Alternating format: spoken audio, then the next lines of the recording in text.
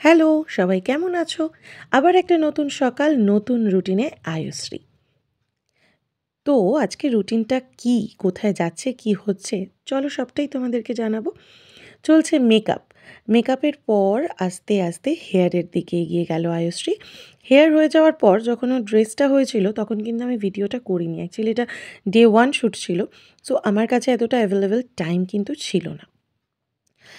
এখন চলছে কুস্তির আখড়ায় কুস্তি প্র্যাকটিস করা, তারপর ধীরে ধীরে শুটিংয়ের দিকে তৈরি হয়ে এগিয়ে যাওয়া। কারণ কুস্তিটা একটু আগের থেকে তৈরি করে না নিলে একদম অচেনা অজানা একটা অধ্যায়, সেটা কিন্তু একটা বাচ্চার পক্ষে করাটা সম্ভব হয় না। তোমরা আশপাশে দেখতে পাচ্ছ না যে কুস্তিগীর দাদারা রয়েছেন, তারা কিন্তু সকলেই ভীষণ দক্ষ এ বিষয়ে। সে কারণে ওরা শুধু ছোট চণ্ডীকে না, বড় চণ্ডীকেও কিন্তু কুস্তির বিষয়ে অনেক, অনেক পরামর্শ দিয়েছেন। আ যে পরামর্শগুলো নিয়ে ওদের এই কুস্তির সিনটা কমপ্লিট করতে অনেক সুবিধা হয়েছে। বিহাইন্ড দ্য সিন রিলস কী করে বানানো হয় সেটাও তোমাদের একটু দেখিয়ে দিলাম। এই রিলসটার সম্পূর্ণটা আমি অবশ্যই শর্টসে দেবো বা ফেসবুকের রিলসেও দেবো।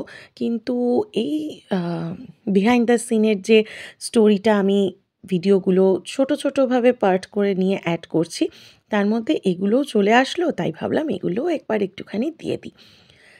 সময়টা খুব একটা বাড়াতে চাইনি, কিন্তু এগুলো দেখতে অনেকেই চেয়েছেন আমার কাছে। ও কিন্তু শুটিংয়ের মাঝখানে গল্প পড়তে খুব ভালোবাসে, কিন্তু মাম্মাম ভিডিও করতে দেখতে পারলে বই নিয়ে পালিয়ে যায়। এই দিনটা ছিল অন্য আরেক দিন, যদিও এই একই সিরিয়ালের শুটিং কিন্তু অন্য আরেক দিন। ডেস্টিনেশন নলবন 2। আমি ফেসবুকে লাইভ করে তোমাদেরকে দেখিয়েছিলাম যে নলবন 2 এর পরিবেশটা কতটা সুন্দর। ভীষণ পিকনিক, পিকনিক একটা অ্যাম্বিয়েন্স ছিল এখানটায়। আ আমি দেখানোর চেষ্টা করছি, তোমরা দেখো এখানে একটা ভ্যানিটি ভ্যানও দাঁড়িয়েছিল। হয়তো অন্য কোনো শুটিংয়ের জন্য এসেছিল। আমি ভেবেছিলাম এদের জন্য, কিন্তু পরে দেখলাম না, এদের খুব সুন্দর, সুন্দর করে রুম দেওয়া হয়েছে। আমি দেখানোর চেষ্টা করছি, তোমরা একটু বোঝার চেষ্টা করো। এই যে কলা বাগানের পাশে যে ছোট, ছোট গাছগুলো আছে না? এগুলো কিন্তু প্রচুর আর প্রচুর সূর্যমুখী ফুল গাছ। এই সূর্যমুখী এখানে চাষ করা হয়।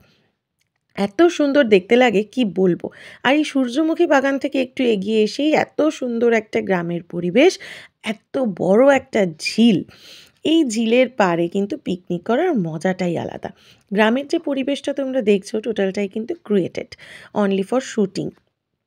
এখানে এই যে নারকেল গাছের গায়ে, গায়ে আ নাম্বার দেওয়া রয়েছে, কনট্যাক্ট নাম্বার। যারা, যারা আ পিকনিক করার জন্য নলবন 2 তে যেতে চাও, তারা ভিডিওটা পজ করে, ক্লোজ করে নাম্বারগুলো দেখে নিতে পারো। আদারওয়াইজ কমেন্ট সেকশনে আমার কাছে একটা মানে কোয়েশ্চেন মার্ক দিয়ে পাঠিয়ে দিও যে তোমরা এখানে পিকনিক করতে চাও, নাম্বারটা তোমাদের দরকার।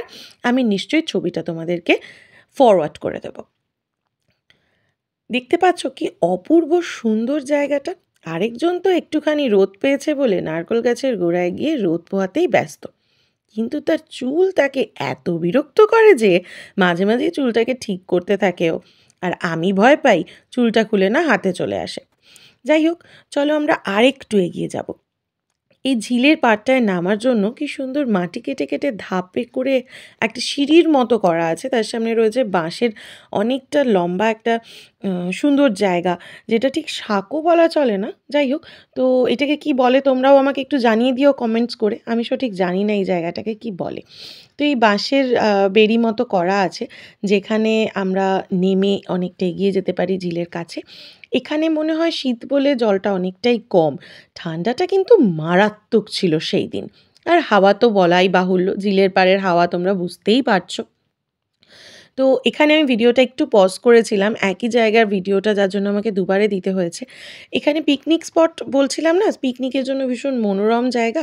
পিকনিক করতে আসা একদল মানুষ ছিলেন, এক ঝাঁক মানুষ ছিলেন যারা আয়ুশ্রীকে চেনেন এবং তারা আয়ুশ্রীকে ভীষণ ভালোবাসেন। আ আমি একটা ছোট্ট পার্ট রাখলাম তোমাদের সকলের জন্য। আমি জেনারেলি এই ভালোবাসার নিদর্শনগুলো খুব একটা ভিডিওবন্দি করি না। কারণ আয়ুশ্রী তো ছোট, বলা যায় না কখন কী এফেক্ট পড়ে।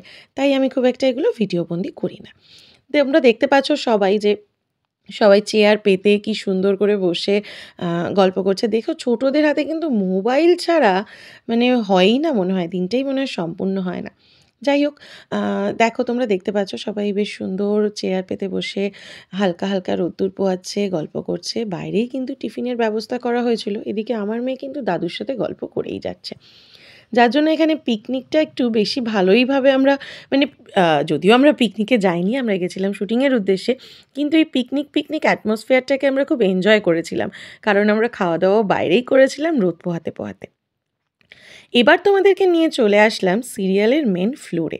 মানে এত বড় জায়গায় আ কোনটুকুনি জায়গায় খুব সুন্দর করে অ্যারেঞ্জমেন্ট করে শুটিং করা হচ্ছে সেটা দেখানোর জন্য। তোমরা কি বুঝতে পারছো আয়ুশ্রী কোথায়? আয়ুশ্রী কিন্তু আছে মনিটরে।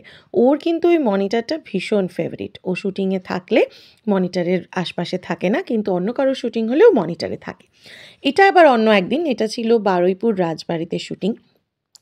মনিটরের একটুখানি ক্লিপস তোমাদের জন্য রাখলাম যাতে এটা দেখে তোমরা বুঝতে পারো যে সিরিয়ালটা কতটা ভালো হতে চলেছে।